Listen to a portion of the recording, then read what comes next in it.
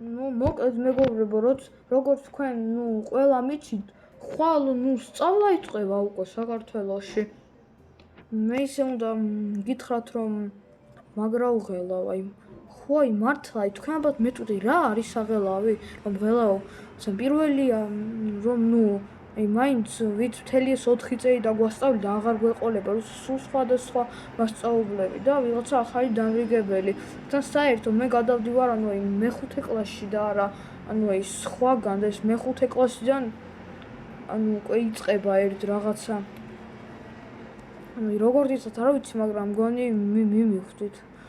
ხო, მოკლედ მე ღელავ და იმედია ყველაფერი კარგად იქნება და თქვენც გისურვებთ, რომ პირველი დღე სკოლაში კარგად ჩაიაროს. ყველაზე მეტად მათემატიკაზე ვღელავ, იმიტომ რომ მეხუთე კლასია მაინც და რთულდება მათემატიკა.